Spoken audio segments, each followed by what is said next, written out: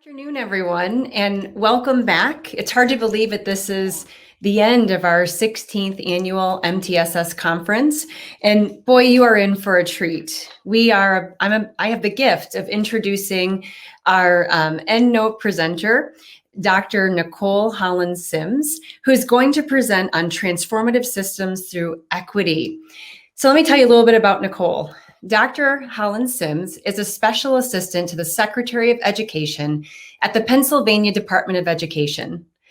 Dr. Holland Sims previously served as an educational consultant for the Pennsylvania Training and Technical Assistance Network, or PATN, in the Harrisburg office, where she was the co-statewide lead for the Learning Environment and Engagement, formerly Behavior Initiative. Dr. Holland Sims is a Pennsylvania certified school psychologist with a specific interest in social justice. She has also conducted research around caregivers of children of incarcerated parents and their motivation to engage in family-school partnerships. Dr. Holland Sims has been awarded as a moral and courageous leader for education by Cabrini University in 2021. As well as the recipient of the 2021 American Psychology Association Anti-Racism Social Psychology Emerging Professional Award. So without further ado, please join me in welcoming Dr. Holland Sims. Thank you, Kim. It's an honor and a privilege to be here with all of you. I'm so excited to have this opportunity to serve as a friend to Michigan, as folks like Kim and Dr. Goodman have served as friends to Pennsylvania.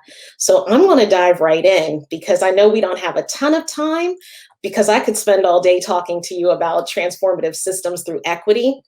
But I think it's really important that whatever I do in the time that I do have with you is to energize you. When I think of a closing keynote, I want to leave the conference excited and energized about what I can take back with me and do tomorrow.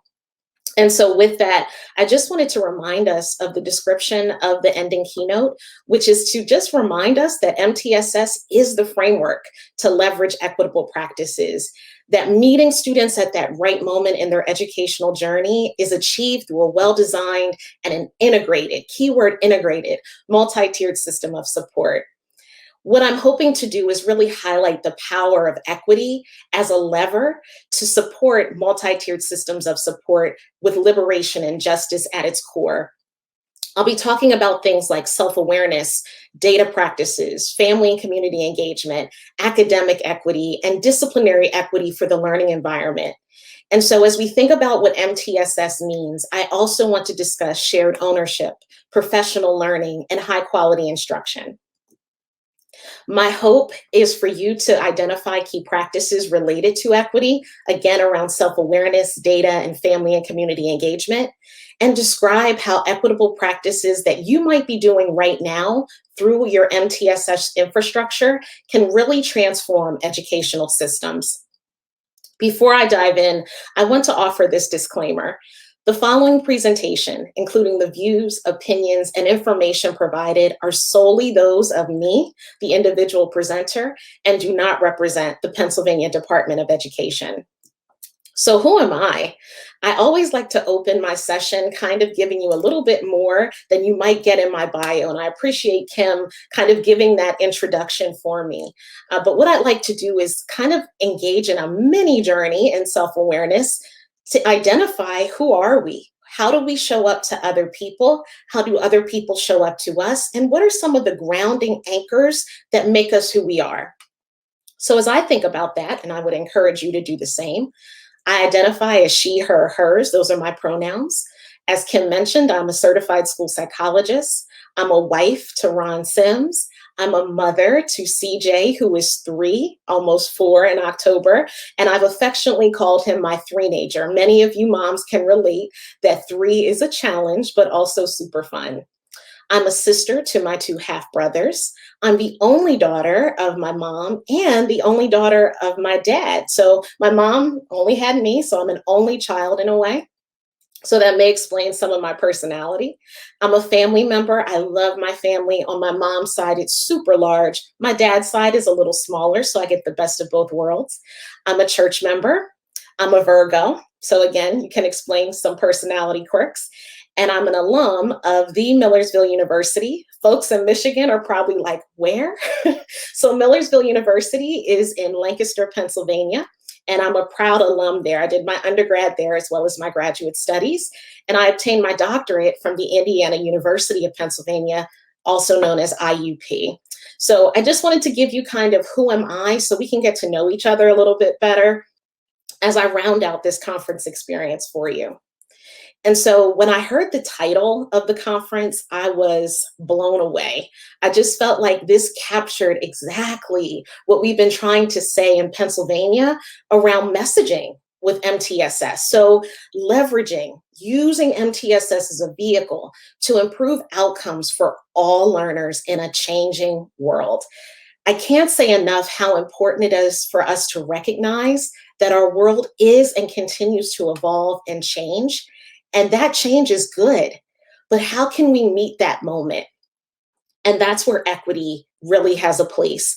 And ideally, if we could get to that place of leveraging MTSS on a consistent basis, we can get towards a liberated educational space. So, how do we transform systems with an equity mindset? My good colleague, Dr. Kent McIntosh, talks about changing some of our language around using the term equity lens. So I was deliberate in saying mindset, because with a lens, you can sometimes take that on or take that off, similar to your glasses. And with a mindset, that changes everything, your thoughts, your beliefs, your values, your actions. It changes the way you carry yourself, the way, again, we show up to people and how they show up to us. So with that in mind, how can we be the change agents and create transformative changes that can make our systems better and leverage that MTSS infrastructure? So before I start any training or any talk around equity or inclusion or belonging, I like to level set around language. Language matters. What we say matters, to highlight one of my other good colleagues, Shauna King. What we say matters. And so if we have a grounding understanding of things related to equitable practices and what does that mean, universally, we can be more intentional in how we deliver those services. So the first piece that I want to do is say, what is equity? That's a loaded question, right? Because to one person, equity means one thing, to another, a totally different thing. And as we're seeing in our current climate now, can sometimes be lumped in with other things that don't necessarily equal that. And so I wanted to, again, level set. So Pennsylvania and many other states has adopted the following definition. I've highlighted some key words here that I think are very important for us to remind ourselves as we think about what is equity in our educational ecosystem. So every student has access. Key word. If you leave with nothing else about what is equity, it's about access and opportunity to the educational resources and rigor students need at that right moment in their education across all of the various identities that we know exist in classrooms, in communities, in our states, and in our country. And so when I think about that right moment, how better than to have a tiered system that creates those right moments for students to get what they need, to have that access and opportunity. So this definition really anchors me and our state around what does equity, how should it look like, sound like, and feel like when put into practice. And so when we think about equity and equality, we have to recognize the possibilities that are there. So as you take a look at the graphic on the right-hand side, this graphic in particular resonates most with me. You've probably seen various iterations of this particular concept, if you will. The reason I like this one is because it's a school. It highlights an educational structure. And so if we look at equality, we see that every student is getting the exact same thing. The green box is at the same level, and they're all trying to access that blackboard and to write on it. You'll notice that some students are not able to even get to the blackboard, or if they are, they're right at the bottom and can't really have their voice or their response captured. However, on the right, where there's equity, you can see the boxes have adjusted based on the needs, that right moment, that students are presenting with. And so we see the person on the far right with assistive technology so that they are able to access the content, access and get their voice heard and captured in a way that may not match what the person on the left has. That is the goal of equity. That is what we want to see happen in schools. And so when we think about equity, inclusion, and this concept of belonging, it's creating the space for this to live.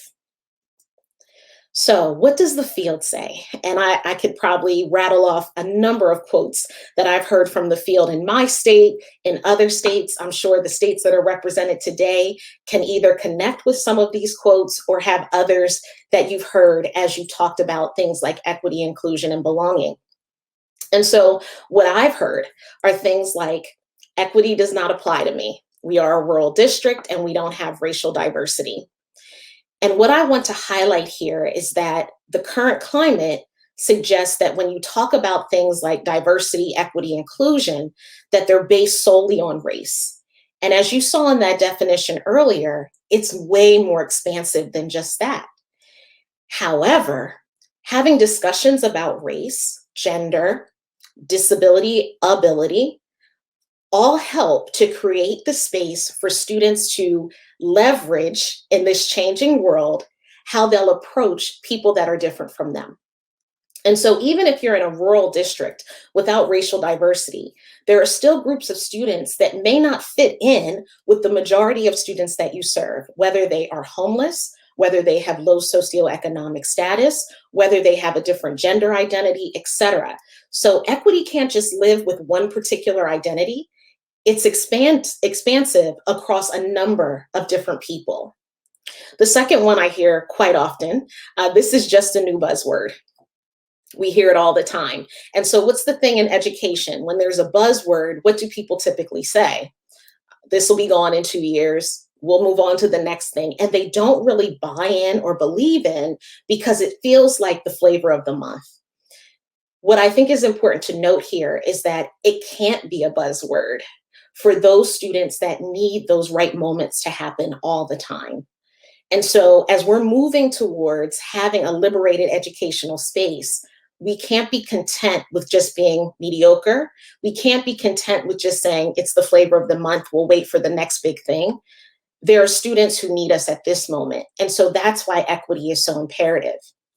You'll also hear things like, we aren't doing equity, we're focused on trauma and mental health. Or here's one more thing, where can I get training to check this off? And I can't say enough, I've heard that last one a little, maybe too many times. And so it's important, and I'll talk about that more in the rest of this talk, that it can't be that one-time event. Similarly to it can't be a buzzword, it has to become embedded into everything that we do. And what better way than through the infrastructure of multi-tiered systems of support? Same thing with we're focused on trauma and mental health. Students who have experienced trauma or have mental health needs also need and deserve equity. And so I think it's important to really highlight that educational inequities are not new. They did not just start with the onset of COVID-19 or the social unrest that we saw in the summer of 2020. They've been there. However, the spotlight has become way more available for people to now recognize just maybe how in depth those inequities run in our educational spaces. I won't take the time to go one by one through each of the inequities, but I just wanted to highlight a few that societally, there are certain inequities that exist that are a result of how certain people are perceived in society, whether that's a group that is low socioeconomic status, whether that's a group that has a different identity in general than the norm. Society creates a way of thinking about certain groups of people. And so those societal inequities can impact things like discipline, can impact things like programming, as you see as we go through the list, staffing, instructional practices, assessment practices, linguistic practices. And so all of those things, when coupled together, create systems that have become more and more broken as time goes on. And when COVID-19 hit, this particular statistic stood out for me. Approximately 25% of all K-12 public school students did not have access, remember, keyword access, to an internet connection or an adequate device to access online materials at home. That's staggering. That is super staggering. And so what that says is when we have people who say, well, this is just about gender, this is just about special education, this is just about race, it's much bigger than that. When we talk about equity, there are long-lasting impacts and why we have to address this so intentionally. So for historical context, I just wanted to offer this. Again, another good friend and colleague, Dr. Ronald Whitaker, has a framework called HELP, H-E-L-P.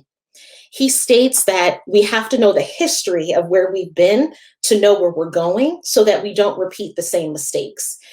The E is equality versus equity and knowing the difference between the two. The L is love or relationships. And the P is pedagogy and practices. So what you'll see me doing throughout the remaining time that I have with you is to begin with that historical context and then take you through the other portions of the HELP framework in a way that connects to the work that you're doing through MTSS and also what we're seeing across the country. And so I'm not, again, going to spend a ton of time here going one by one, but I wanted you to have an understanding of how we arrived to where we are now. So prior to the 50s, we had segregation. Desegregation took place with the landmark case of Brown v. Board in 1954. We can even go further back in California, where it was in the late 40s that a trial and a court case happened that desegregated schools in California for Mexican students. So desegregation changed the landscape of education. In the 60s and 70s, we started moving towards equality. In the 80s, we focused on diversity. In the 90s, it was about developing cultural competence. And now we're in the 21st century. And we talk about things like cultural proficiency. And I'm going to tell you in a moment kind of where that lands for us.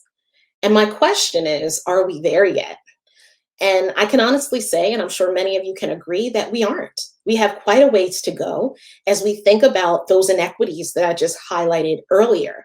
The ultimate goal is to get us to cultural proficiency. And in a moment, I'm going to introduce you to a continuum that describes how we can at least assess where we are and seek to make progress, albeit in small steps and small wins, to get to that level of proficiency. But we have to know why we're doing it. And so why do we need to detect disproportionality? I know the chat is probably available to you and I can't see the chat. That's okay. I want you to engage with me anyway. So as you're thinking about disproportionality, why is it important for us to detect it? And not only that, what do you think contributes to it? So take some time and put that in. And as you're doing that, what I'm going to highlight is that disproportionality is complex. Similar to how those inequities that I described before are multifaceted and large looming things that are not easy to address at one school building, at one classroom, at one district, at one county, the list goes on. They're large, they're societal, they're things that we have to address on a consistent basis, but we can make those small steps. Disproportionality, though, stems from a number of different things. And so when we take a look at some of those things, we can think about our MTSS structure and say, well, how could MTSS potentially address interventions and referrals? How could MTSS address teacher expectations and misconceptions? How could MTSS address discipline policies and practices, educational opportunity, instruction and assessment? It has a place in all of these areas. And so as we can start to root cause what might be contributing to disproportionality in our systems, it's being able to look at the full picture and figure out where can we prioritize our infrastructure around MTSS to support certain components. And some of those components may overlap. So I just wanted us to have an understanding that as we consider disproportionality, whether that's around suspension, expulsion, whether that's around access to AP courses or lack thereof, or access to gifted placement, etc. It's a complex structure that needs deliberate data analysis. And we'll get to that in a moment. Remember, I told you I was going to introduce you to a continuum. So what I'd like for you to do as you're looking at this continuum and as I highlight certain components of it, I want you to think about not only yourself individually, but the system that you work in. And with that evaluation, this is your own perspective, consider what steps you might need once you kind of know where you think you fall. What next step do you wish to get to? And thinking about what actions you could potentially take. You'll notice on the far left, there's a red arrow that goes up and down. What I want to highlight here is that no one lives at the very top, which is proficiency. And so we will move up and down on this continuum individually and as systems. So the first one is cultural destructiveness, very bottom of the continuum, seeking to eliminate the cultures of others in all aspects. So this is something, and you may hear something like, if we didn't have the special education students in our building, our scores would be higher. Seeking to eliminate a group or a group of students that don't necessarily fit within the message, within the goal, within the vision of what we would hope our school would be. We don't always have that luxury to just simply remove people. So people that think that way don't necessarily always intend for it to mean that, but are living at the destructiveness level. Sorry. So the next one up is cultural incapacity, trivializing and stereotyping other cultures. So this could be something as simple as having two applicants that show up for a job interview in education. And one happens to be a woman, one happens to be a man. But because we are looking at both of them and we feel like, I'm confident the man has more qualities that we need, without looking at that man with the same lens or eyes that we're looking at the woman with, that creates trivializing. So it may be, she included this, but I wonder if she had emotional reasons for leaving or if she had a child. And we wouldn't question a man in the same way. That's incapacity. So trivializing and stereotyping instead of focusing on the person themselves. The next one is cultural blindness. This one we could spend an entire day training on. But what I want to highlight here is cultural blindness sits in the middle for a reason. The reason being, most people's intention when they are colorblind, ability blind, gender blind, fill in the blank, is that they don't see that person for any other thing but who they are or what they represent. However, for the person in receipt of that comment, such as, I don't see you for your ability, I didn't even realize, I don't even care that you're gay, I don't see color, all of those comments intentionally are good, but the impact of the person that they land on does not necessarily always fit or always feel right. So it's not noticing or acknowledging the culture of others and ignoring discrepant experiences. And when we ignore those discrepant experiences, we live through a tunnel and we don't always understand the full experience that everyone in the system is having. And so cultural blindness can be somewhat dangerous if not addressed. So again, think of yourselves or think of your system. A system example would be if someone comes up to a supervisor and says, I'm really struggling in meetings to find my voice. I feel like I'm not valued when I speak. And the supervisor says, oh, that's just the way we do things here. I wouldn't worry about it. It must just be a you thing. Blindness, not taking the time to recognize the discrepant experience of someone else and seeking to change it. Pre-competence. Now we're starting to move up the continuum. We're increasing awareness, either moving in a constructive direction or faltering and stopping. And so when we think of pre-competence, and I can speak to this from doing consultation work in Pennsylvania with school districts, a lot of districts coming out of COVID, coming out of the summer of 2020, wanted to do something different. And equity became a cornerstone of where they wanted to go. A lot of the districts were sitting at that pre-competence level, where they had to determine what direction can we go without totally messing it up or making sure that we're moving in a direction that allows us the growth pains that we'll need in order to reach proficiency. What I found is that there were a lot of people, and Floyd Cobb and John Cronapple would say, that were equity passionate, but not equity competent. They were excited, they wanted to do the work, but they may not have had the full understanding of what it takes to do this work in a very systematic way. And a lot of districts were sitting at this place. The next one is cultural competence. So this is where we're hoping to get to individually and as systems, so that our personal values are inclusive of cultures that are new or different, and we're having healthy interactions. And at the very top is proficiency. And I often say that when we do evaluations of teachers, of other educators, that sometimes no one lives at perfect all the time. There's always room to grow. I would argue here that the same would apply here. We all don't live at proficiency 24/7. Our systems don't always live at proficiency 24/7. And that's why there's that up and down arrow to let us know that those changes, whether they come through legislation or different approaches that we decide to take, may put us at different places on the continuum.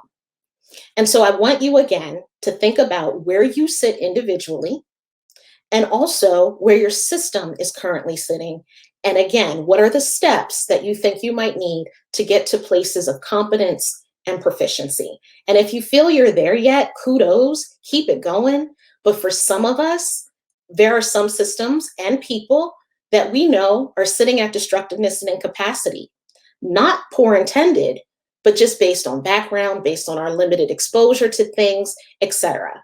So I just wanted to illustrate that continuum for us to think about our MTSS structures too, and how well are we with our proficiency.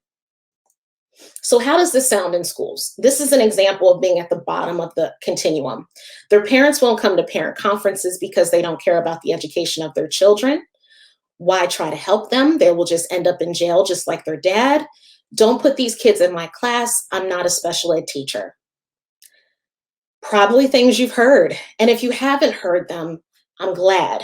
But these are real quotes and realistic feelings that people start to embrace over time when they're burnt out, when they're tired, when things just don't seem to be moving fast enough. So it's not an attack on these quotes. It's to let us know that if we're hearing that, we may need to evaluate where we are on the continuum and what we need to do to shift those narratives. So with that being said, how do we create a space of true belonging? So we've done what is equity, and now what is belonging? Floyd Cobb and John Cronapple have said in their definition of belonging, which I appreciate in so many ways, experiencing appreciation, validation, acceptance, and fair treatment within an environment. When people feel that they belong, they aren't distracted and worried about being treated as a stereotype or a singular part of their multidimensional personhood.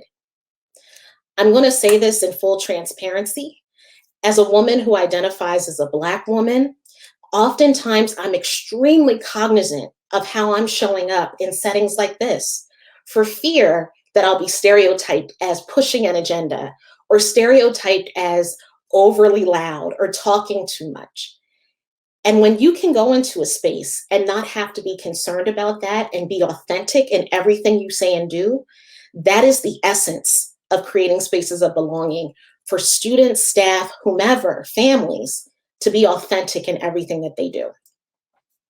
And so how do we get there? Wisconsin has a great example of how to create a space for educators to really evaluate where they are. One of my colleagues, Dr. Jennifer Collins from Pennsylvania, talks about the coalition of the willing with MTSS, getting people on board to want to see systems change happen. And having that willingness is perfect because you need that as the starting place. Often what we see, though, is that coalition of the willing is ready to go right to the skill, the green section. Now that I'm ready, tell me what I need to do and let's get going.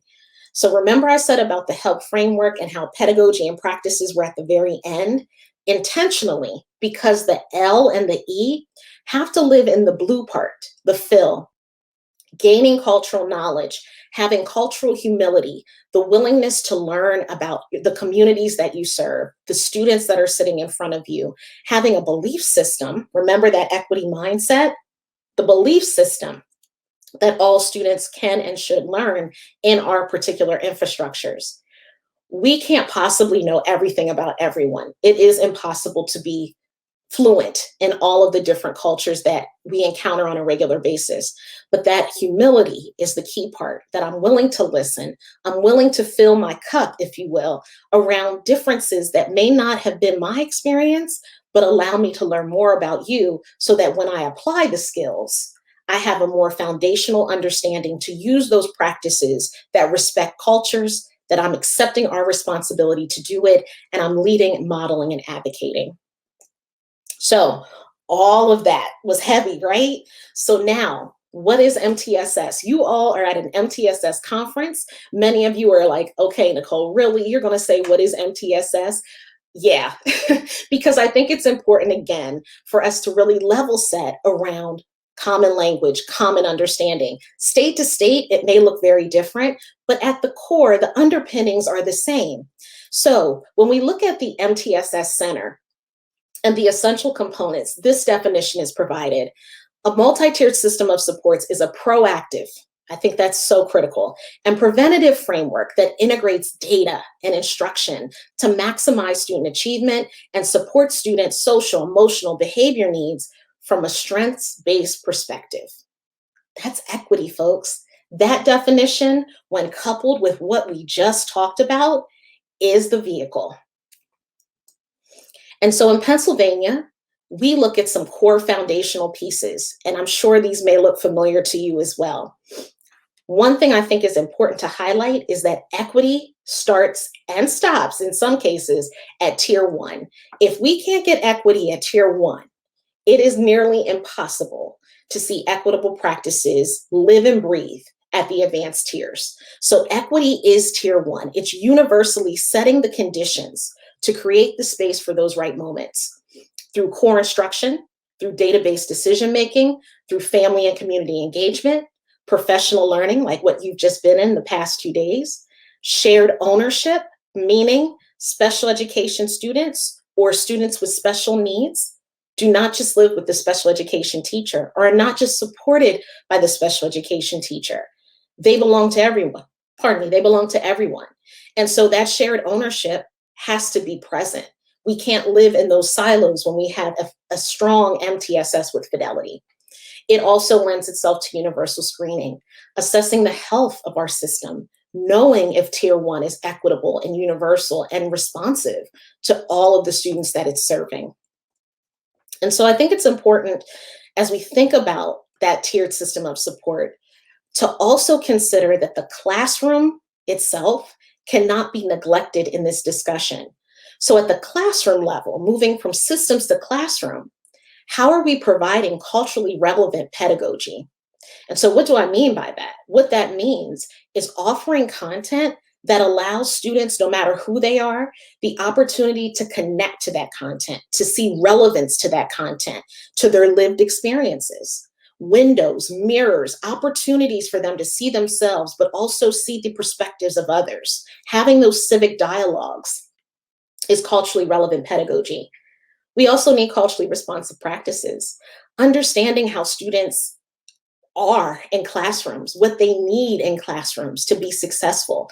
That's being culturally responsive to their needs. Equitable instruction, going back to those definitions, academically, behaviorally, social, emotionally, getting students to tell us what works for them, whether that is social, emotional, behavioral, etc. That voice is critical for it to be equitable. And then safe and positive learning environments for brave conversations. Students are going to talk whether we like it or not, and they're going to talk about things in current events and things that connect to them, whether we want them to or not. How do we as educators foster learning environments that allow for those conversations to be civil, to have meaning, and to allow them to be citizens with their own various perspectives? We need those varying perspectives for our democracy to run. And so those safe learning environments have to be psychologically safe, emotionally safe, and in some cases, physically safe for those conversations to evolve and to grow. Not going to spend a ton of time here, but I wanted to highlight that there is work from the pbis.org folks who have created a lot of awesome resources on what you can do at the classroom level to increase equity in education. So some of the strategies that they offer is to use explicit instruction, clarifying learning expectations, questions. Did I lead students through doing it on their own? Did I empower them to find themselves in the content? Building and priming background knowledge. So foundational schema to optimize student learning. Question, do I have a basic understanding of my students' cultures and how that might affect their background knowledge, their participation, their understanding? Just as an example, my 3-year-old, due to COVID, we live in Harrisburg, Pennsylvania. There's not an ocean super close to us. And so when he started his preschool time, which was very, very recently, they started talking about going to the beach and the experiences of being at the beach. And my baby, he has no background on that. He's never seen sand. He's never seen the waves of the ocean. And so it was important that his teacher understood that. And so the next day she brought sand in and seashells. Again, building and priming that background knowledge. Increasing opportunities to respond. High degree of student engagement. We know when students are engaged, the behaviors tend to decline. Did I provide an equitable number of opportunities to respond for all student groups? We've seen research where educators have been in classrooms and they have, without realizing, called on the girls all the time, or called on the boys all the time, or the same students who always raise their hand. How do we create opportunities that may not be raising your hand, but other ways for engagement to occur? Performance feedback, structuring teachers' knowledge of student progress and being clear on not just saying good job, but what are the multiple modes of communication that allow a student to know that what they've done has met the expectations and the objectives. When we think about behavior, because that was more on the academic side, when we think of equity in a behavioral framework from tiers 1, 2, and 3, I just want to highlight a couple of these, again, from the Center on PBIS. At tier 1, I've mentioned this already, student voice cannot be understated. We have to be able to honor student strengths through what they need and what they say. Having staff learn about themselves. Remember at the beginning, I said, I'm this, I'm a sister, I'm da-da-da-da-da.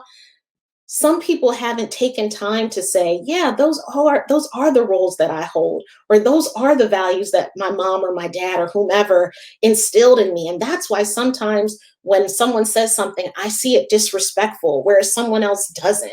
That's a way of engaging in self-awareness, knowing what your buttons are. What are the things that make you tick?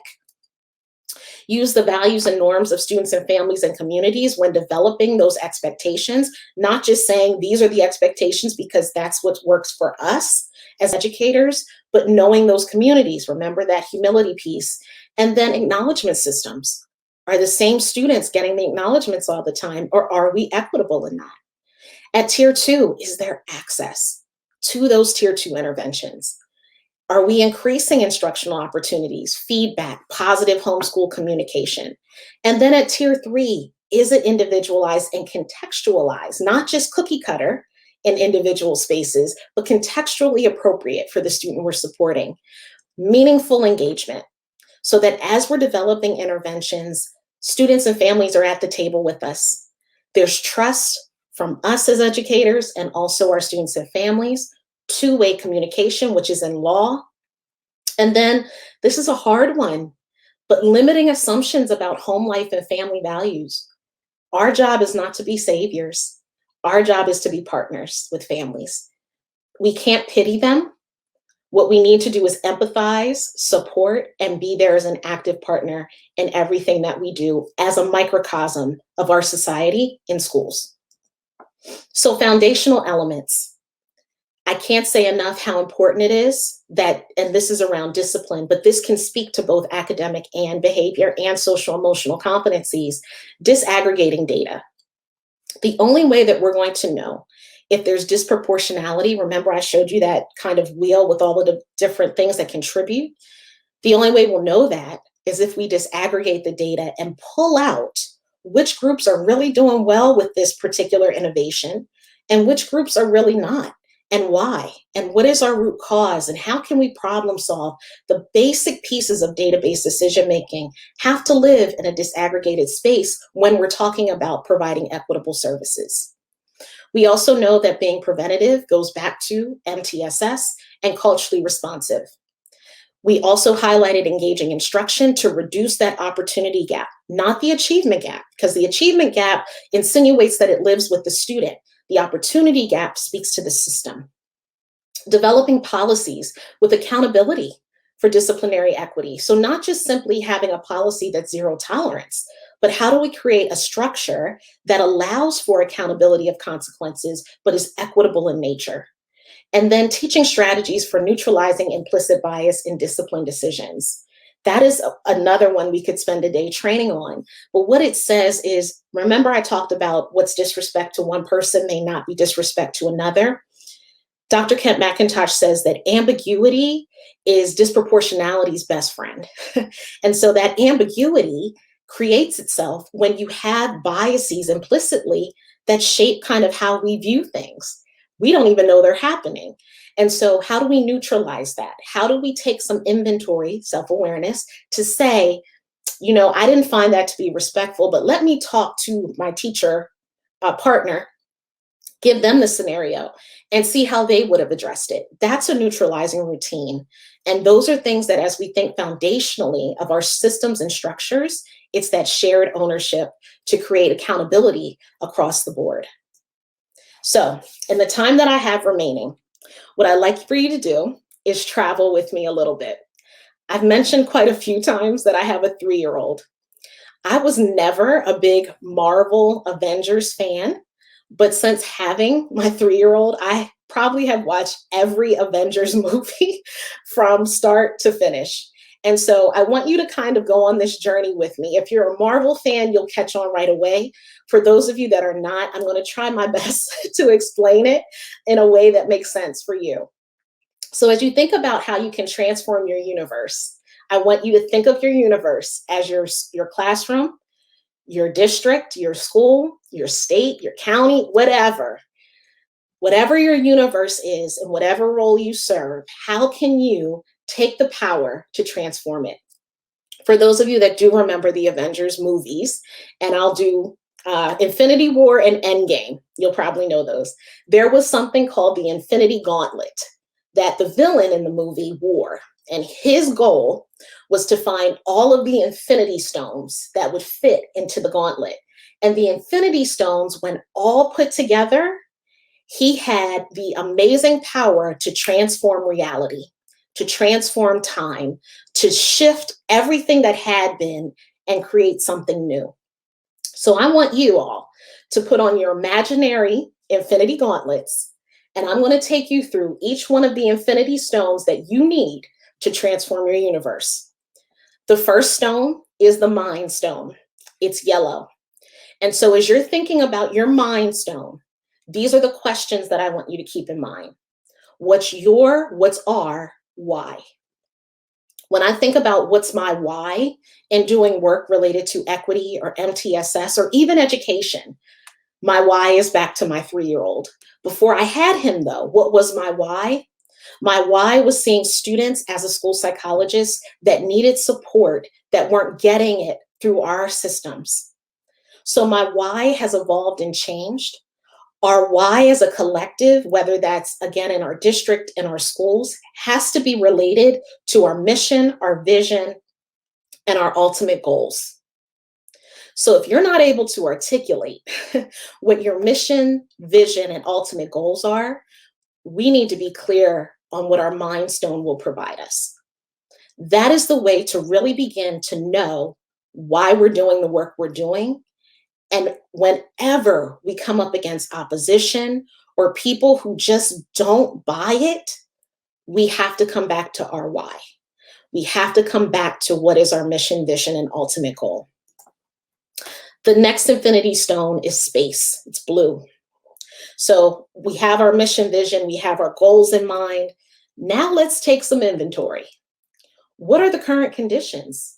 What's the current landscape? What's the data story? And if there is a data story that our data is telling us, are we listening to it? Or are we simply saying, yeah, we know that's an issue, but it's out of our control? And once we have those pieces, how do we seek to establish foundations and solid rock? In biblical terms, solid rock insinuates that you can build things on top of it and it will stand and be strong over time. So when you think of the solid rock that you have in your MTSS infrastructure, is it solid enough that you can build the tiers in a way that creates that right moment for students to get what they need? How do we establish those foundations? That's the space stone. And so how do we get there? One piece would be through the use of audit tools. This really speaks to assessing the health of your current system through that equity mindset. So when we think of audit tools, and again, from Pennsylvania's lens, we've been using across the Commonwealth, the Mid-Atlantic Equity Consortium has an equity audit that's available free. But I would definitely encourage you to seek them out and to look at that as an example of a tool that really gets at what are the different pieces that we need to focus on? How do we find and determine our priorities? And once we know those priorities, what's our roadmap? The one that I forgot to mention is, who do we need to engage? Are we going to go to the same voices we always hear from? Or are we going to go to the people, the communities, the groups that might be able to lend some perspective if we're operating from a space of cultural blindness, where we think everything's great, but we haven't heard from this group to give us the real experience that they have and validate that for them? George Bash, who many of you may know from Florida, is a premier person in MTSS and supports a lot of the work that we do nationally. And one of the things he said last fall, and actually last spring, our months are kind of meshing together, he talked about equity is access, equity is process, and equity is outcomes. So remember I said about access and how important that is? That's one piece of the pie. But how can we be data rich and information rich so that we can audit ourselves authentically? As I said, we have a ton of data that we get all the time, but a lot of us as systems are data rich and information poor, meaning we aren't interpreting all of the data to make sound decisions to move forward. That's the process piece. So once we are engaged in that equitable process, that can allow us to get to equitable outcomes. So access, process, outcomes. I love this graphic because I think that illustrates exactly what Dr. Bash was hinting at when he talked about those three components. And so as we consider what is our data story, we have to look at it in the form of a bridge, right?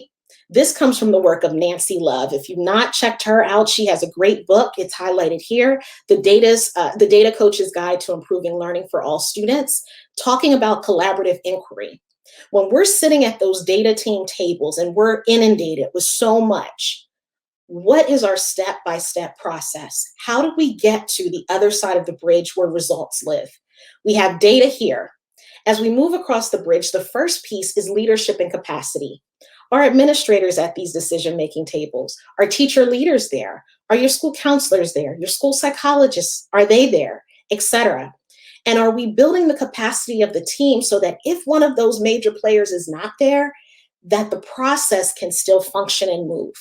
That's the leadership and capacity, all within the context of offering professional development to know how to do this right, not to do it quick, to move slow, to move fast. Once we have leadership and capacity, now we're at structured collaboration. So with that structured collaboration, are we intentional in how we're collaborating and utilizing the different pieces of expertise that are sitting at that table? Whether that's a structured agenda so that we're not problem admiring, and making sure that as we're looking at the data, we're looking at it often.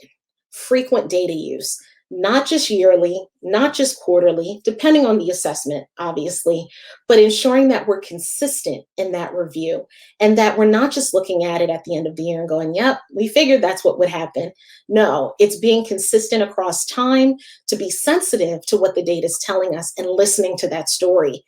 Once we have that frequent data use, How do we take what we're learning from the data to improve instruction?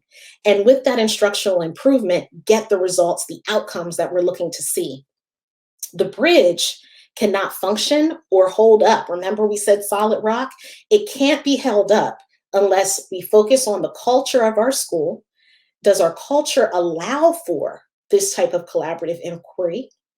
Do we have trust among ourselves to engage in difficult and tough conversations? And are we keeping equity at the center?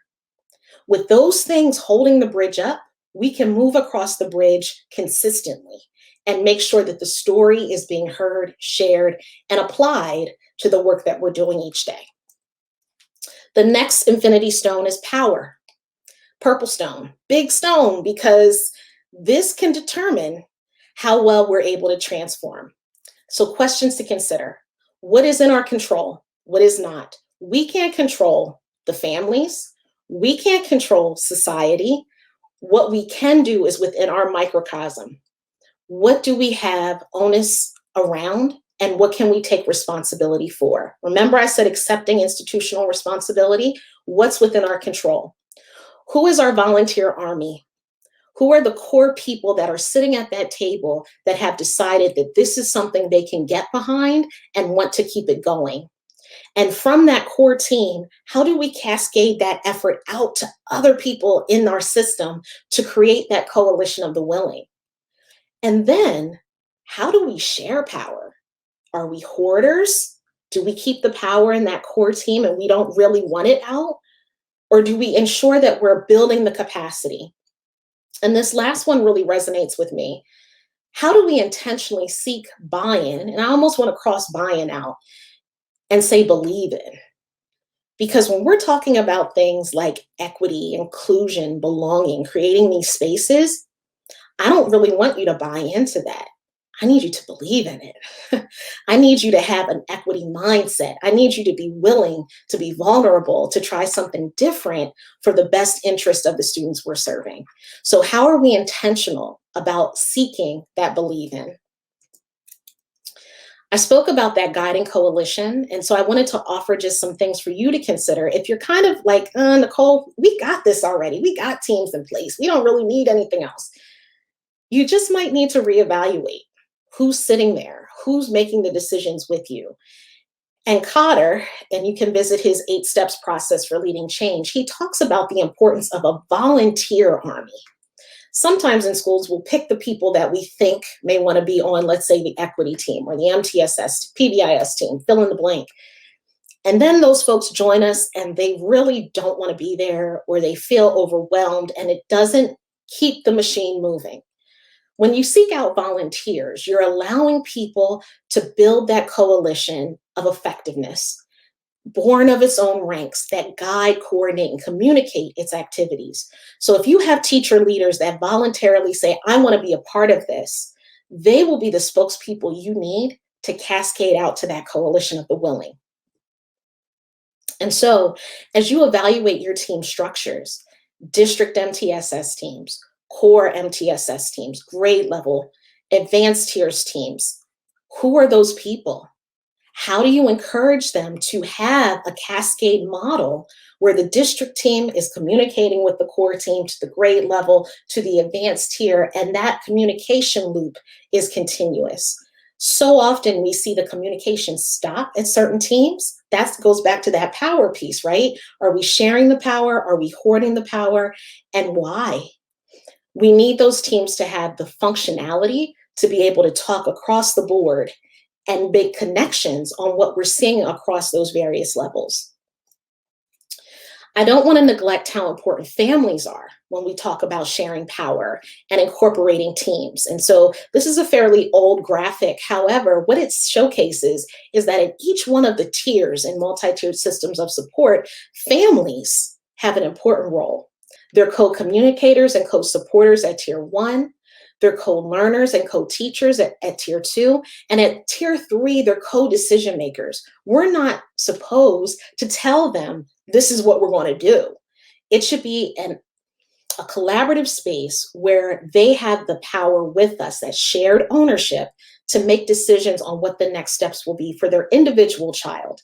At the tier 1 level, this is setting conditions. So how do we approach families? Do we want families around and a part of our teams? Is the atmosphere available for them to be vulnerable and speak their truth? And look at our attitude.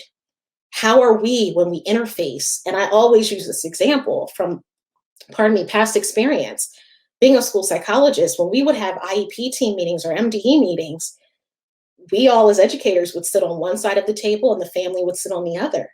That's creating an atmosphere with an attitude that all the power lives on one side and you're here to hear from us, for us to talk at you rather than to partner with you. And so again, just wanting to think about collaboration with families as that piece of being equitable in the work that we do. And so this is just a definition of family-school partnerships. It's really about cooperation, coordination, and collaboration around social, emotional, behavioral, and academic domains. Just to highlight those best practices with the 4 A's, we're establishing tone, how we'll engage. We're checking some of those assumptions, attitudes, or emotions that might even be held by family members.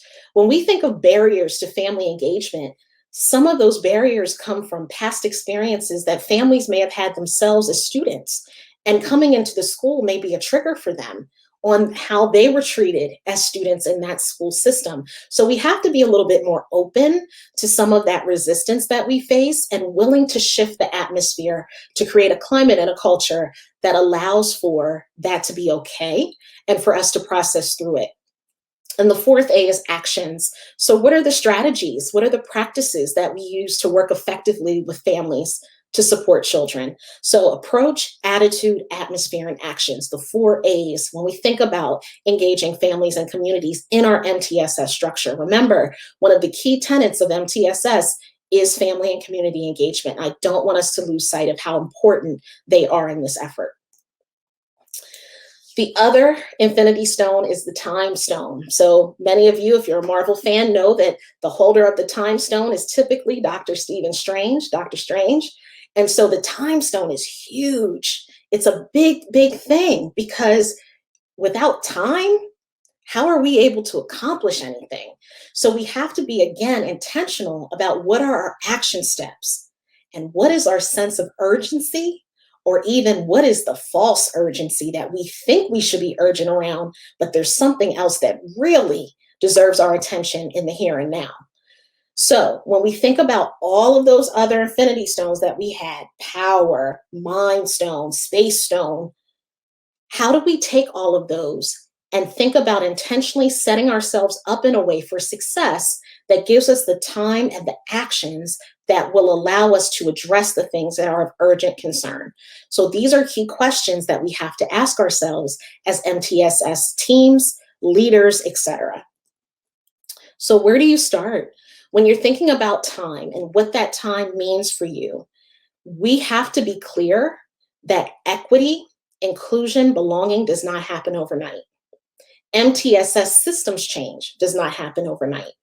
And so when we look at where we start, it may begin with what Edward Fergus from NYU, who has a great book about disproportionality and data, he says, identify your starting place. And the second part to that is, has there been a root cause analysis in the last 2 or 3 years? And some of you may say, well, what do you mean by root cause analysis?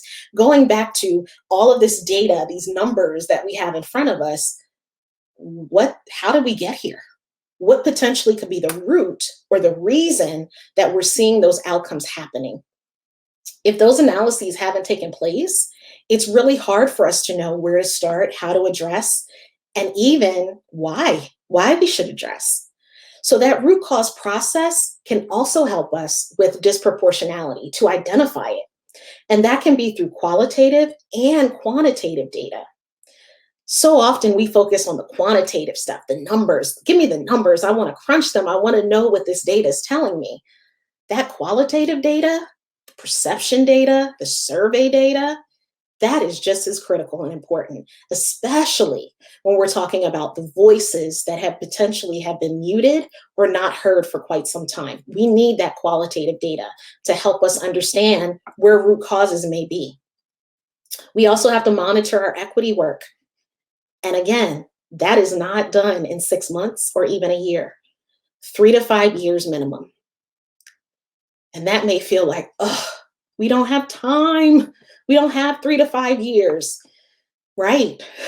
However, intentionality is key. And to go fast, sometimes you have to go slow. We want to be equity competent and not just equity passionate. And with that, how do we progress monitor? This is MTSS lingo, folks. How do we progress monitor to know if we're on the right path, that things are working for us in a way that students are getting what they need in a way that's responsive?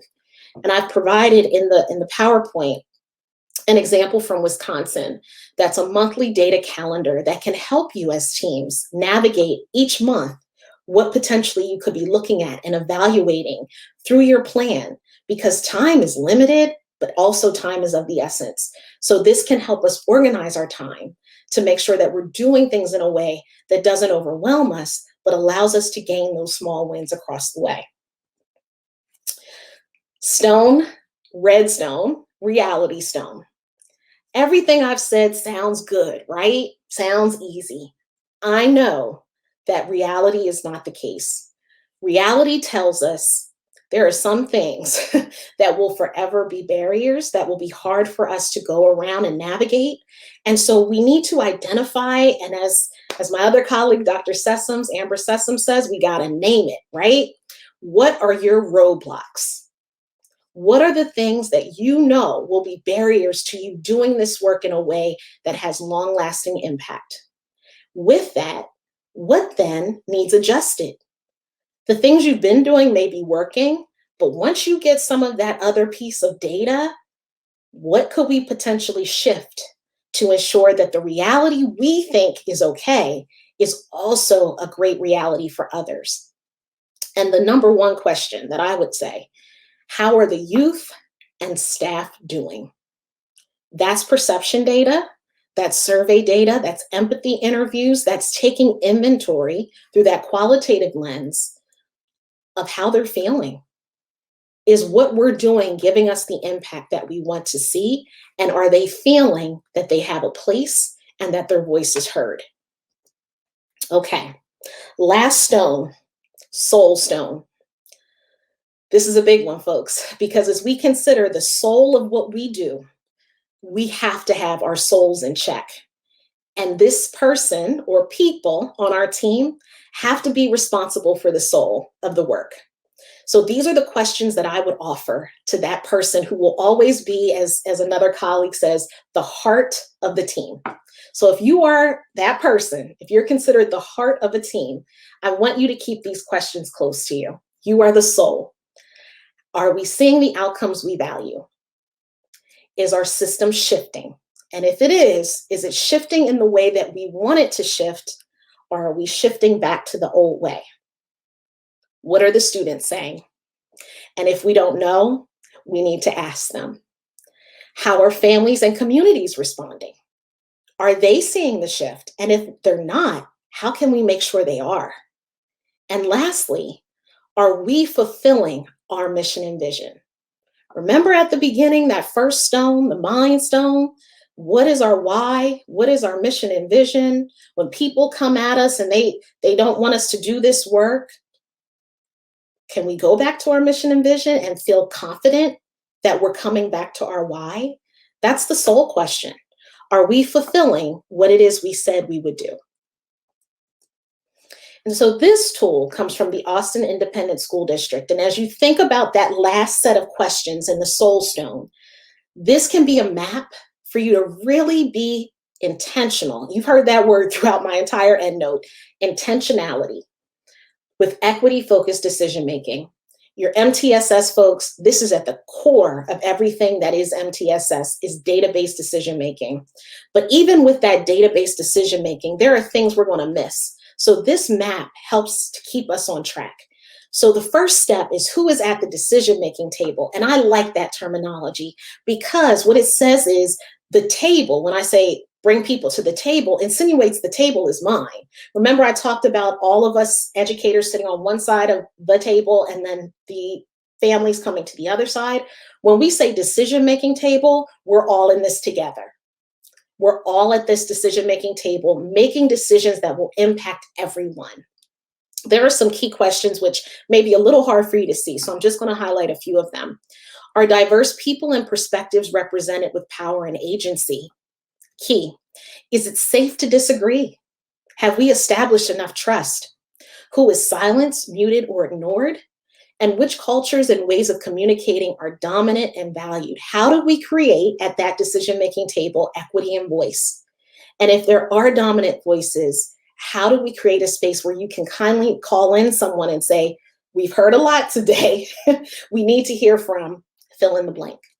Second question, what problems are we trying to solve? For whom and by when? So identifying the groups who are predictably and systematically oppressed by current policies and practices. Then persistently centralizing lived experiences, strengths, needs of students and staff from those underserved communities. So once we know that we have problems we need to solve, who are these problems surrounding? And are they problems? Or can we go at it from an asset-based mindset? Does this solution actually work for the most marginalized and vulnerable students? And I love this. We don't know unless we ask and learn from and with the communities for whom we make decisions if our solutions actually work as intended. And this means, again, being very cognizant about engaging communities that typically may have been silenced, muted, or ignored. Last one, what are the plans for ongoing data collection, analysis, and publicizing progress, results, and course corrections during and after the decision? So having accountability for the outcomes and ensuring that everything we do comes back to our why. And if we can't come back to our why and our mission and vision, our decision-making is in vain. We have not become equity focused if that's the approach that we're taking. So mind, time, space, reality, power, and soul. Those all are the infinity stones that make up your infinity gauntlet. Which power or powers does your system hold right now? Think about that. When you consider those infinity stones that we just went through, are there certain powers that have more meat than others? Are there certain powers you haven't even thought about yet that you really want to take some time and say, let's focus there? I want you to think about that as we start to wrap up as kind of your homework on which power does your system hold and which powers do you want. Keep in mind, when these powers come together, just like Thanos or Iron Man, your universe or your system can be transformed simply by snapping your fingers and having all of your infinity stones come together at once. If you'd like to connect with me, I'm available via Twitter at Dr. Nicole H. Sims. I would love to have new Twitter friends. I am so excited to have served as your closing endnote for this amazing conference. Michigan has put on an amazing, amazing experience, and I'm just thankful for the opportunity and the privilege to have been a part of it. Thank you so much. Oh my goodness, Dr. Holland Sims, you did amazing. We have tons and tons, pages of affirmations and kudos to the wonderful things that you said today. We do have a few questions, so if it's okay, I'm going to ask them. Sure. You referenced a resource on disproportionality in data. Yes. That resource is from Edward Fergus. His last name is Fergus. And if you simply Google his name and look for disproportionality in data, I can't recall the full title right now. So if you Google it, you will find it right away, but it's an amazing resource. Excellent. Another question we had was, I don't see equity at tier 1. How common is that? How common is that? Very common. Sad to say, very common. And what might be the case is you may not see it, but it may actually be happening in small pockets. So for some of our schools, and I'm sure Kim can relate to this in schools in Michigan, you have schools that are doing the academic side very, very well, or other schools that are doing the behavior side very, very well. And so equity at tier 1 might actually be living in one of those sides of the triangle. In our case in Pennsylvania, we still have a triangle.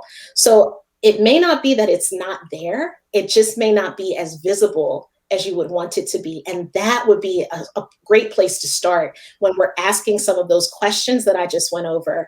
Why aren't we seeing it at tier 1? And how can we make it more visible to those that can't see it? Oh, thank you. So you also talked about the cultural proficiency continuum. Mm-hmm. So a question came up that was related to the quotes that you were sharing about thinking about where along the cultural proficiency continuum your system may be. Where do you begin in a school when this language is common in the lounge or amongst teachers and staff? Great question. And so realistic, right? So I think what I've seen is just being able to, whoever you are individually, being able to have candid conversations with folks that are having those comments kind of flying, whether that is in the lounge or one-on-one, et cetera. Teaching Tolerance, formerly Teaching Tolerance, Learning for Justice, has a 4-step process on interrupting some of those conversations. And one of them is interrupt. Number 2 is to question. Number 3 is to educate. And number 4 is to echo. And those 4 steps, if you simply go to Teaching Tolerance and look up Speak Up to Bias, even though it talks about bias, it can easily apply to those types of conversations that fall on the bottom of the continuum. That gives you some tools, because it's not always easy to call that in or out when you're in the moment. So this is just something to add to your toolkit to interrupt that conversation, question it and say, that's really not been my experience. Educate to say what has been your experience. And then maybe if someone is next to you that also feels the way you do, can echo what you're saying, it can help to drive for a more civil dialogue and help shape some of those narratives to shift. Oh, thank you. We always appreciate your explicitness and your concrete examples. One final question for you. Mm-hmm. What advice might you have for educators who want to do this work while also reading articles in the news, such as some that people commented on seeing today, about certain districts and states being fined millions or at best criticized for having classroom discussions on systemic racism, sexism, privilege, etc.? And in one state, a teacher could lose their license if they make a student feel, quote, guilty, end quote, due to past actions by their race/sex. This also plays into stakeholders who simply do not understand critical race theory. Do you have any suggestions? My biggest suggestion, and one that I've offered in our state, because you're not alone. Whoever posed that question, you're not alone at all. What we have decided as a state is to continuously come back to our why. And so our why is to create a space where we are promoting and providing educational spaces where students can learn to be global citizens and engage in interfacing in a global marketplace. And the only way to do that is to have the ability to learn about all types of different people. The other point to that is, yes, it's unfortunate that people are thinking that this type of work is in alignment to making people feel uncomfortable or guilty or sad or what have you, or attacking a certain group, when in reality, what it is it allows us to learn from each other. It allows us to have that cultural humility experience and to create that full space of belonging. I stated earlier, our democracy would fail if we didn't have diverse viewpoints. And I know teachers are very nervous and worried about how to have those conversations.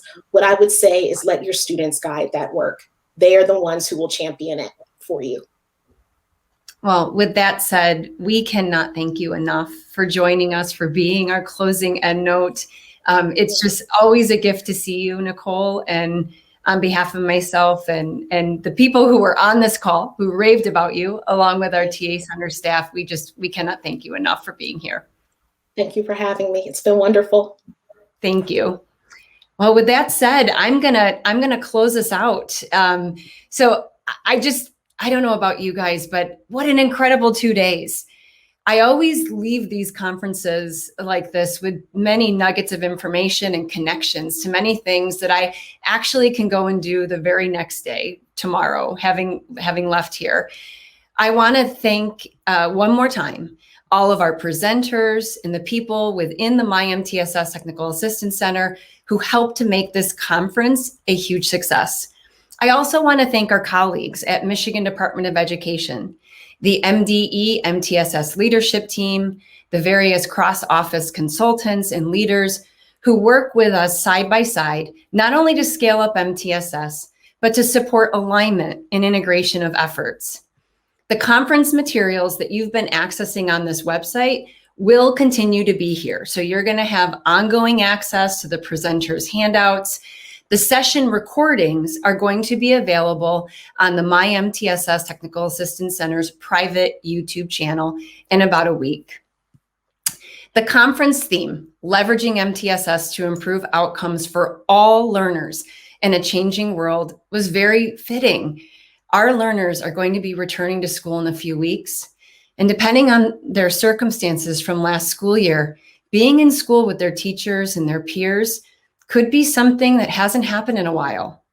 Dr. Yannick shared a quote about what a new normal can look like, and this quote has stayed with me over the past 2 days. The quote was, "Students experience warm relationships and social emotional behavioral supports achieved by redesigning schools so that they are relationship-centered with built-in time for creating community, trust, and belonging among students and with families and caregivers." Dr. Yannick, Dr. Boone, and Ms. Backman, along with others, provided us with ways to do this for this upcoming school year. Dr. Kenishek, Deputy Superintendent of P20 Systems and Student Transitions, along with Terry Rink, our Director of the Office of Special Education, they kicked off our conference talking about how MTSS is an action-oriented approach to accelerate outcomes for all learners. Our keynote and our closing endnote presenters challenged us to things like having a mindset of an unwavering set of beliefs and actions rooted in the goal of achieving high levels of academic and social success for all students, designing equitable learning targets to ensure all students, regardless of race, disability status, and gender, is needed, as is ensuring all students have access to the educational resources and rigor that they need at the right moment in their education. We, including our keynote and endnote presenters, all know access is not enough. Effective practices and instructional methods, effective curriculum resources that are used class-wide in core subject classes and for intervention supports and effective assessment practices must be consistently used within an MTSS framework. Our breakout sessions were full of effective practices that will increase equity in education. Things like ways to embed culturally responsive practices into universal supports using data, methods for intensifying instruction, ways to engage all learners. And these are just a few. A robust MTSS framework should really nest those types of things and should have an intentional focus on effectively using or implementing those things. Well, our time has come to a close.